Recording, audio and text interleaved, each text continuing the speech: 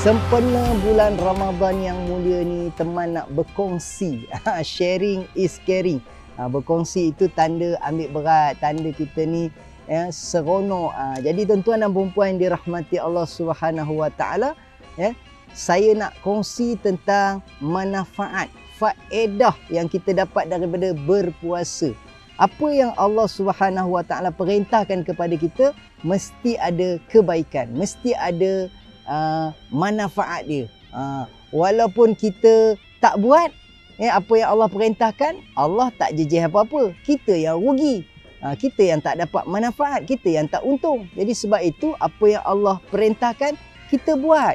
Jangan banyak songek, jangan banyak akal, jangan banyak ragam. Mesti ada kebaikan untuk hamba-hambanya.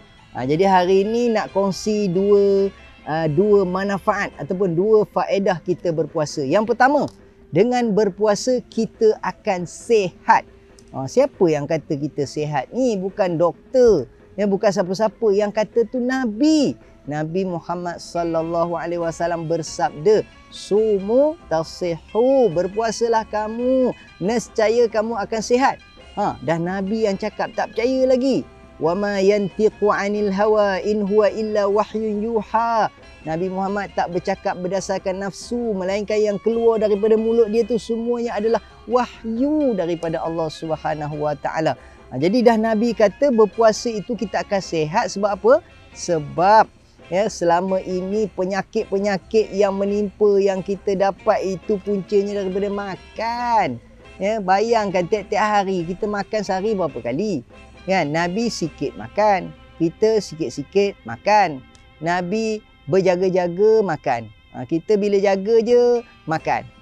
Itu masalah kita tu. Itu yang banyak penyakit tu, kecil manis, darah tinggi, gout, sakit jantung, macam-macam penyakit lah kalau kita cerita, semuanya punca daripada makan. Jadi tujuan Allah wajibkan puasa ni untuk bagi kita sihat. Dan bukan kita je yang puasa. Umat Nabi terdahulu pun puasa juga. Bukan sahaja manusia je puasa, rupanya binatang pun puasa.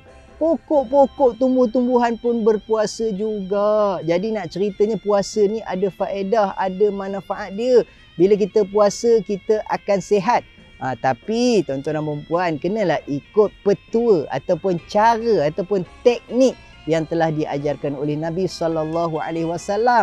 Contohnya bila kita puasa ni tuan-tuan, masa berbuka tu janganlah kita gelojoh, janganlah kita tamak sangat, janganlah kita nak makan makanan-makanan yang kita teringin sangat tu. Kita ikutlah macam mana yang Nabi ajar. Nabi bila berbuka, Nabi akan makan rutab.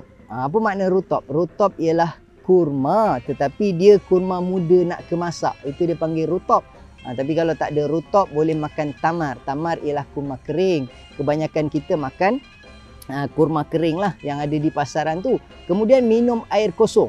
Itu tip dia, barulah kita sihat. Ini turut-turut kita bantai makanan-makanan yang tak tahu nak sebut lah apa nama makanan sekarang ni.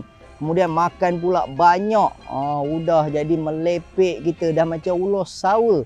Badan kecil, perut kecil, tapi makan makanan yang lebih banyak daripada yang lebih besar daripada badan sendiri. Itu yang bergolek-golek je dekat situ tu. Nak solat pun tak larat, nak baca Quran tak larat, nak beribadah pun tak larat. Jadi mana tak datang lagi penyakit. Tujuan puasa nak bagi sihat, ini bertambah pula sakitnya. Jadi ikut tips-tips yang Nabi ajar tu. Ni, bersahur, janganlah tak bersahur. Kata Nabi, tasahharu fa inna fis suhuri barakah. Tasahharu fa inna fis sahuri barakah. Bersahurlah kamu kerana makan sahur itu berkat.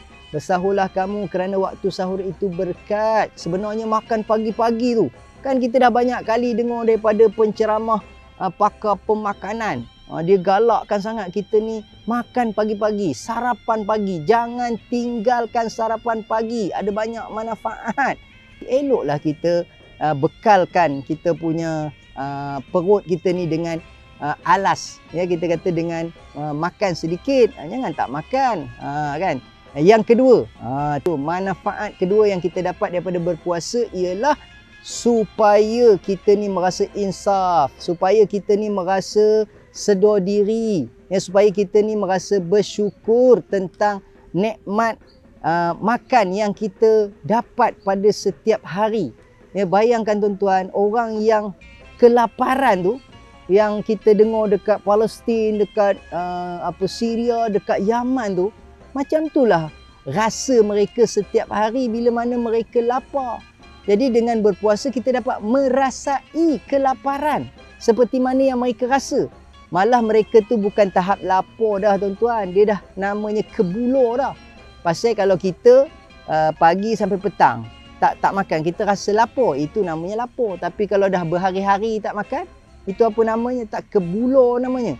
Jadi tuan-tuan ya, sekurang-kurangnya dengan berpuasa ni dapatlah kita rasa apa yang dirasai oleh saudara kita di Palestin, di Syria, di Yaman. Mudah-mudahan kegembiraan, nikmat yang kita dapat itu akan ditambah lagi oleh Allah Subhanahu Wa Taala. Seperti mana Allah sebut dalam Al-Quran, jika kamu bersyukur, nescaya kami akan tambah lagi. Bila kita kongsi, sebenarnya rezeki bertambah, dia bukan berkurang. Nabi kata, man naqasa sadaqatun min mal. Harta tak pernah berkurang dengan sebab sedekah. Kita je yang selama hari ni risau, takut, ya, duit kita berkurang, duit kita jadi luak. Sebenarnya tak, Allah sengaja nak menguji kita sahaja. Jadi itulah tujuan puasa. Hikmah ataupun tujuan puasa memang nak bagi kita rasa lapar. Tapi kalau kita makan satu produk tu tak rasa lapar, rasa kenyang aja, itu boleh menghilangkan hikmah puasa. Dan memanglah nama pun puasa, tak makan, tak minum, memang lapar. Kan? Kalau kita kenyang, itu bukan puasa namanya. Itu adalah itu bungkus plastik hitam tu. Ya tak mau. Ya, bulan puasa, bulan Ramadan ni wajib puasa bagi yang sudah layak, yang cukup syarat berpuasa, jangan ponteng puasa. Dia boleh ponteng ni dua sebab aja.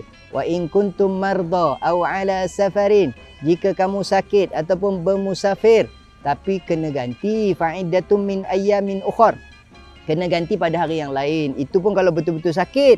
Kalau buat-buat sakit tak boleh. Ya, yang betul-betul musafir, ya, sekurang-kurangnya kita kata ambil lah apa yang ulama sebut 90 km ke atas lah. Paling-paling minimum pun 84 km ke atas tu baru kita boleh dikira sebagai musafir. Ini tak, ya, masuk gym, lari atas treadmill tu, lari. Ustaz, hari ni saya dah boleh berbuka dah Ustaz. Kenapa pula? Bukan ke tak pergi mana-mana? Daripada tadi saya tengok ada dalam gym tu aja. Tapi saya lari atas treadmill tu Ustaz, jauh 100 km saya berlari. Lari setempat aja pun. Kan? Kira saya dah boleh berbuka tu. Tuan-tuan, yang tu tak boleh, itu tak kira. Itu tak kira sebagai musafir. Baiklah, jangan lupa ya untuk tips-tips ataupun petua-petua, ya, ataupun apa lagi yang kita boleh berkongsi untuk kita kata mempertingkatkan amal ibadah kita di dalam bulan Ramadan. Jangan ke mana-mana, pastikan anda sentiasa bersama dengan Aman Palestin, ya, bersama dengan saya P. Yuyup. Kita pertingkatkan amal ibadah kita, ya, melalui kempen Ramadan bersamamu, Aman Palestin.